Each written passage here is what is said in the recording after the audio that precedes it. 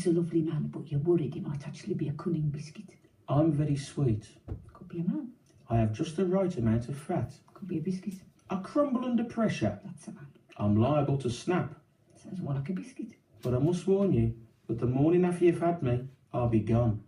And you'll be left with nothing but remorse, shame, and a nagging sense of guilt. Do you wear socks? No. You're a biscuit, get out.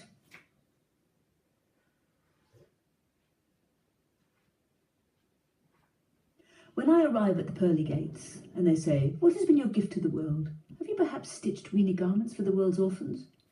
No. Have you made nourishing soup and sloshed it around the homeless? No. Have you made your home a fragrant wonderland of coziness? No.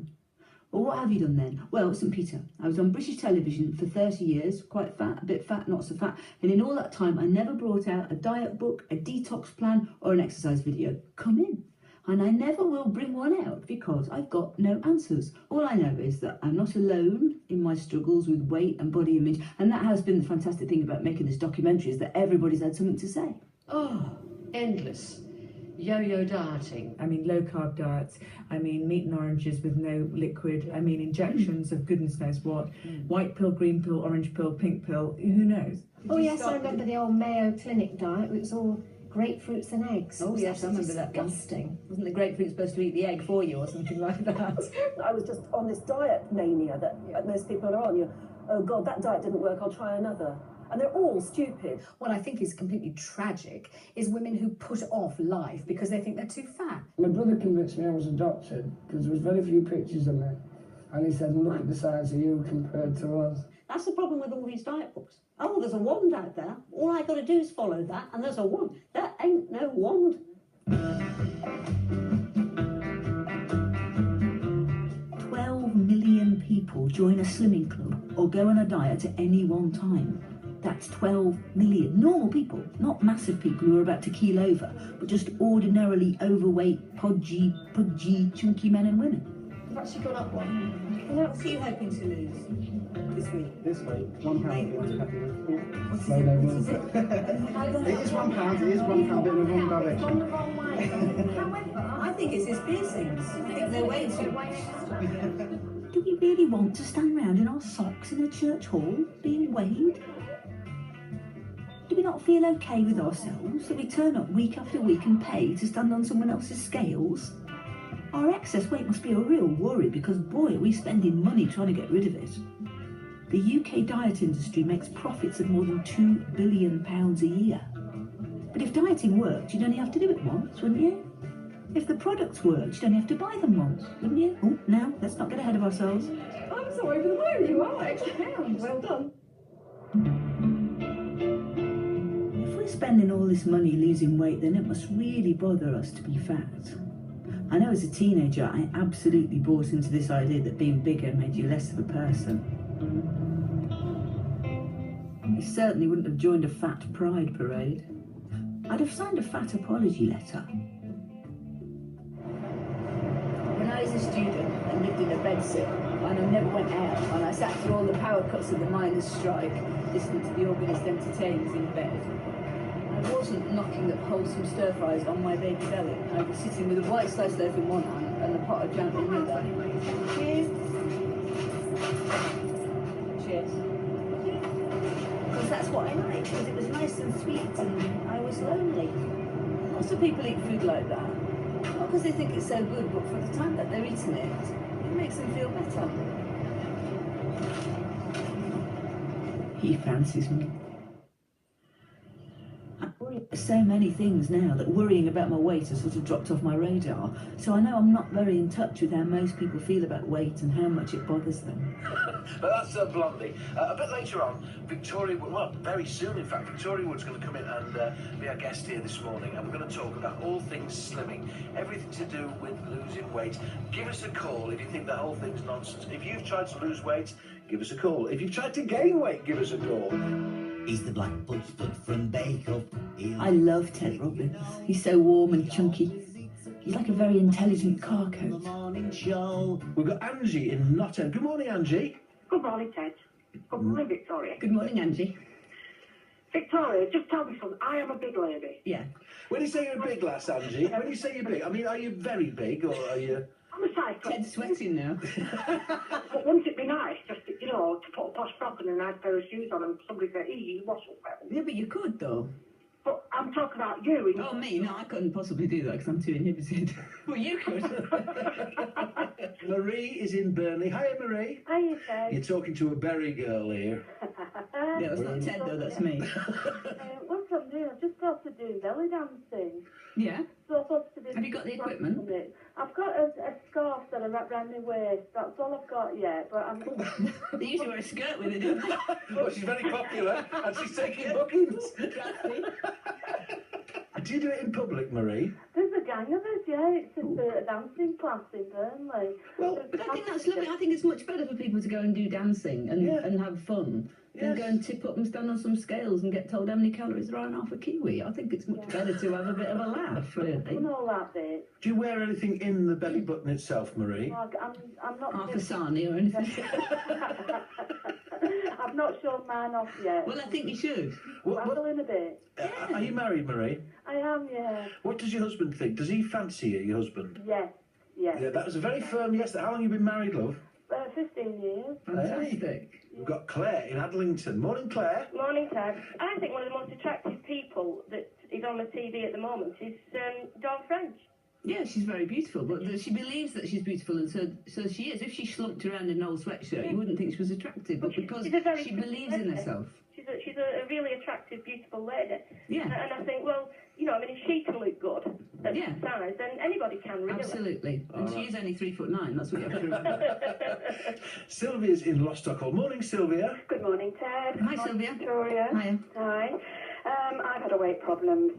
Now I'm absolutely disgusted with myself, you know. Well, don't be, because you're a human being. No, but I feel fat and I feel frumpy. Well, I would say it would be better to do something. I would say don't go back to Weight Watchers because you've done that once and go for a walk. Go for a walk, have a bit, buy a nice bra, clean your teeth, smile. Absolutely. Sylvia, don't hate you. And as Victoria said very, very kindly there and accurately, you're a human being. I bet you're lovely, you know what I mean? A quick word with Stanley in Accrington. It's Accrington Stanley. There's nothing wrong with being big.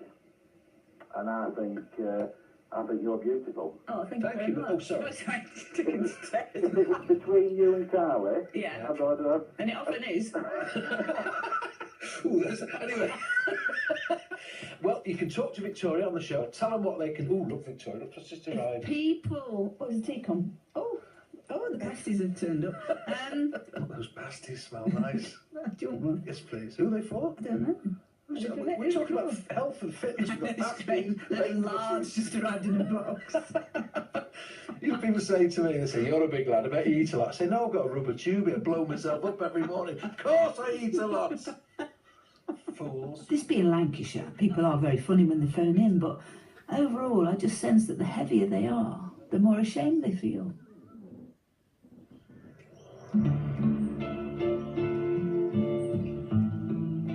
I can walk into the centre of London from my house, about 5 miles, and I'd rather do that than stand on a treadmill in the gym watching Bargain Hunt with the sound off. But why do I have to do anything? Well, because we were designed to run around hunting things before we ate them. The world's moved on and we haven't adapted. We're surrounded by easily obtainable high-calorie food, and most of us only move our texting thumb. Eating now has very little to do with satisfying hunger. In fact, for many people, their behaviour with their food has become unnatural and compulsive. Chips, da-dee-doo-dee-doo, chi-boom, chi-boom-boom, da-dee-doo-dee-doo, chi-boom, chi-boom-boom, da-dee-doo-dee-doo. I've never felt happy in my own body. I've always hated it. I can remember lying in bed just eating methodically a packet of digestive biscuits. Not chocolate digestive biscuits because I knew they were fattening. Yes. So you have the ordinary digestive biscuits and you just go one after the other, after the other, after the other. You don't taste them. No. You don't experience them. No. You're eating dry cake mix and dry cereal. Handfuls of muesli, yes. A You're muesli's healthy, standing you know. up, yeah. Gobble, gobble. You know, Not tasting. standing up so it doesn't count. And if the fridge door's open, it doesn't count. And if nobody sees you, it especially, well, nobody must see you, it especially doesn't count. I have once made scones in the middle of the night. They're quick, they're easy, all right? Shoved them in the oven. They make 12, you see, and they're standing outside, 10 minutes, hurry, hurry, hurry. Yeah. Out they came. Yeah. And I ate 7, so I practically burned my mouth, standing there at 3 in the morning, 3:30.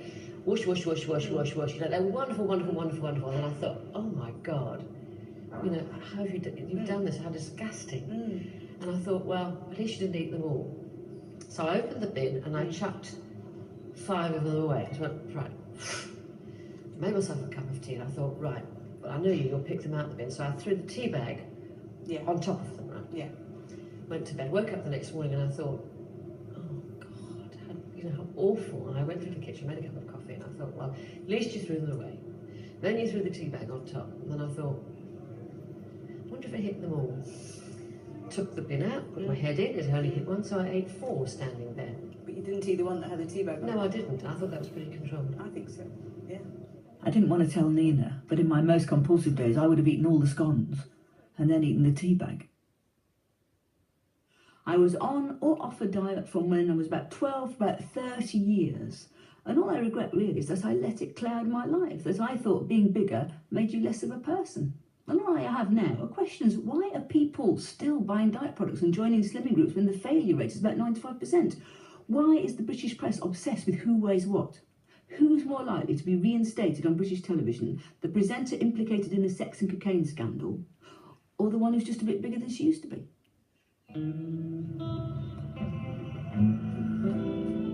20 years ago, 7% of us in this country were obese. Now it's 21%, and by the year 2020 the prediction is that that figure will be 30%. That's a third of us running a high risk of heart disease, diabetes and cancer. Those 30% will not be solely made up of people with eating disorders. There'll be people who've learned to eat more often, who eat convenience food containing a lot of fat and sugar, and whose idea of an adequate amount has been distorted by the portion sizes offered by the fast food conglomerates. Only 60 years ago we were as healthy as we've ever been. What exactly has happened to get the obesity figures from 7% to 21% in 20 years? You're looking at a fairly recent environmental change. The 2 elements that lead to you becoming overweight, one is your genetic makeup, and the other is your exposure to the environment. And if you like, your genes load the gun, but the environment pulls the trigger. Our genes haven't changed, but the environment has. We're much less active than we ever were. We drive kids to school for fear that they'll be stolen or run over. They don't go out to play because we perceive it's being dangerous. 1 in 3 children under 6 have a TV in the bedroom. Everything's built out of town, so we have to drive everywhere. Even jobs are much more sedentary than they used to be. So that's the first aspect, we're less active. But at the same time, we've been eating more, and what we are eating is high in fat and high in sugar. I was a 50s child. I was a meat and 2 veg, can't get down till you finish your carrots, weeping, miserable sort of child. To me, a meal was something to be endured till you could go away and eat sweets. I didn't eat a tomato till I was 22. It took me years and years and years to learn how to eat proper food. And I was eating sweets at a time when the most sophisticated television advertising was Murray Mints, too good to hurry mints. Don't forget the fruit gums, Mum. I mean, if I was a child now, bombarded with really, really clever advertising and all snack food tied into films and cartoon characters, I wouldn't have a chance. I'd be the size of a carpet warehouse with 2 little brown teeth. We had proper school dinners. Potatoes mashed in a tin bath by women with bunions. What's your favourite lunch ever? Not school lunch, but lunch in the whole world. Chinese and McDonald's. Chinese and McDonald's. What's your favourite? McDonald's and pizza. I like spaghetti and meatballs, and I like McDonald's too. McDonald's. McDonald's have come out of this pretty well, haven't they? Do you think it's good for you to eat McDonald's? No. Why not? What's in it? Because it has loads of fat in it. Yeah, it's got loads of fat in it. Do you think that's what makes it taste nice? Yeah. A ring of weighing machines around the perimeter of central London will ensure only the slim and healthy can enter. So, get dieting, Grandma. Don't be too porky for Piccadilly. Why is obesity such a problem now, do you think? I mean, what's changed in our eating habits that's made so many of us so much bigger? I don't know. Well, that's the problem of modern obesity sorted. Next week we'll be tackling global warming. I thought it would be too sad sitting in the cinema on my own, so me and my friends are looking at these clips because it seems to me that while we as a population get bigger and bigger, the body images held up as ideal seem to be thinner than ever. She looks ill to me. I think they look beautiful. I think she looks beautiful. I think Campbell is beautiful. But I think those amazing models are beautiful. I don't think they're skinny like some people. No, they have a build, don't they? Have a model build. No, I wish I was that thin too. But I mean, seriously, how many of those models are anorexic or do have problems with their food? I'm sure they I think all probably a do. large proportion of them are not healthy. Do you think it works in reverse? Is it the same? Is it? Men. Yeah, is it the same for men? As far as attraction goes, I don't think men have to be slim for me to find them attractive on the screen. We would never say what Harry just said about women, will we? Or it doesn't matter what they look like, it's just their personality that counts. Films are about good-looking people. That's what most of us want to see. We don't want to see a load of old spud faces, really, do we? Because that's what we look like. That's why we watch you want to TV. see something else. But if I see a man, I don't go, oh, he's heavy, he's not okay. I just think that's an actor. You'll be lucky to see a heavy man. There'll be a few more heavy men than there'll be heavy. very trim. But there's no female equivalent of Harvey Keitel. There is no big-ish, potato-faced, middle-aged woman taking a big role. It's accepted. Well, I'm hoping. I mean, you get Clint Eastwood who's 70, yeah, good-looking bloke, but he's always with a girl who's 30 years younger than That's me. Margaret Rutherford. I've never seen with a younger man.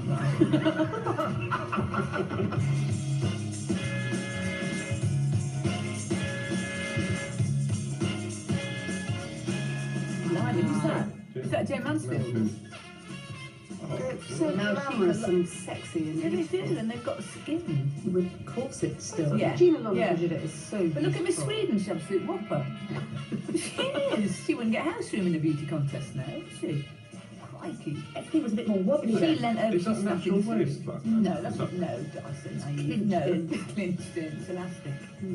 Jennifer Lopez has made big bums really fashionable. But she hasn't got a big bum. She's just got a slightly bigger bum than somebody with no bum. Well, bigger than a no bum girl.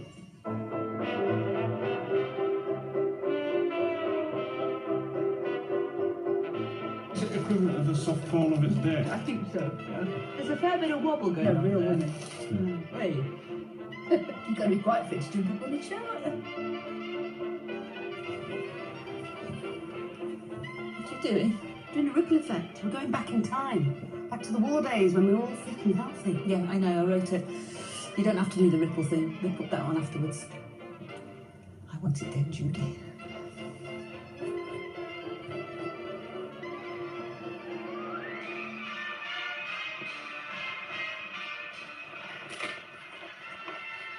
Where's Ned Landry?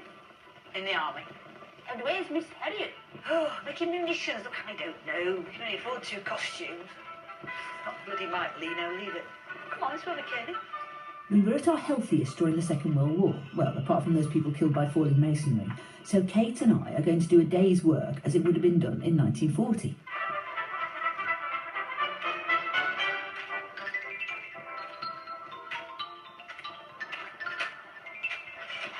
Remember Potato Pete?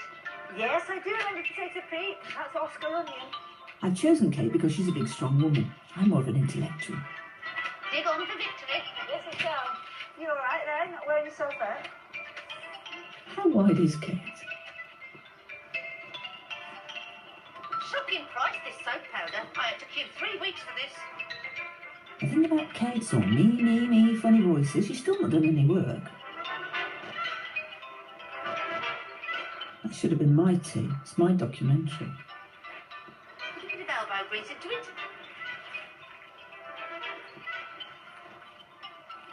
Was that a woman used to pegging things out? I don't think so. Yeah.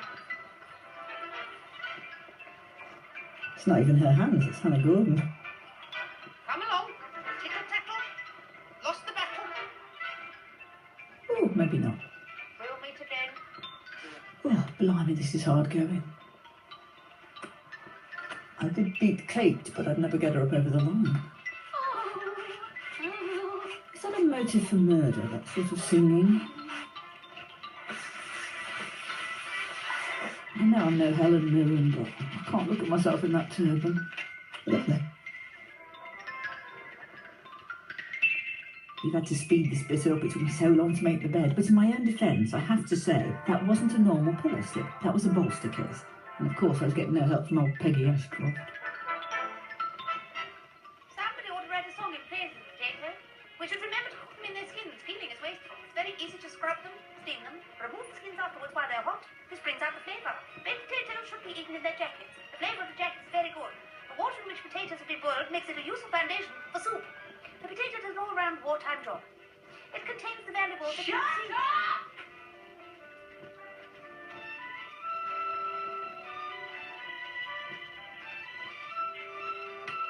Oh, yonks. We forgot to do the blackout. For God's sake, it's a television programme, it's not the war. But at least we can draw the curtains then.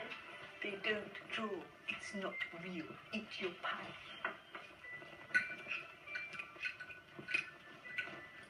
Oh, looks, it looks lovely. Stop it. Eat it, go on, eat it. What's it like? Different. I think we should have washed those potatoes.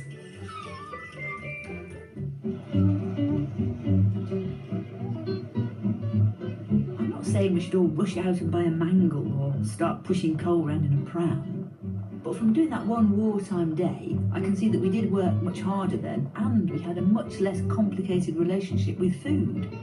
We didn't snack all the time, and we could stagger at least 50 yards without having to be revived with a bucket of milky coffee and a muffin the size of a bowler hat. Every activity, every social occasion comes with an opportunity to eat. It's mad, isn't it, that you can't even buy antifreeze without running a gauntlet of pastry. Your car will be running great on gallons of super unleaded. You'll be full of corn syrup, palm oil and refined carbohydrates. And if it makes you fat, and why wouldn't it, you're a bit of a joke. It's not cool to be fat, and it's certainly not sexy. A latte, please, take out.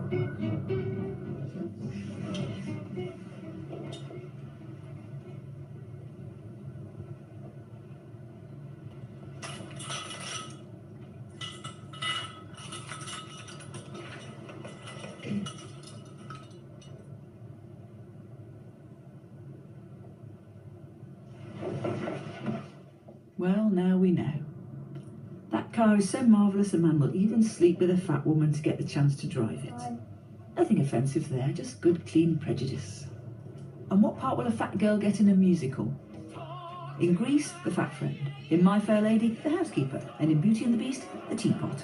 But in Jerry Springer, the opera, look what happens when the fat lady sings. Can I come in? Oh, you got your clothes on? I will come in then. Hello. Oh, yeah, how you doing? Can I come in and make a documentary? Do you mind? Hi. I'm Ben. If people think I am a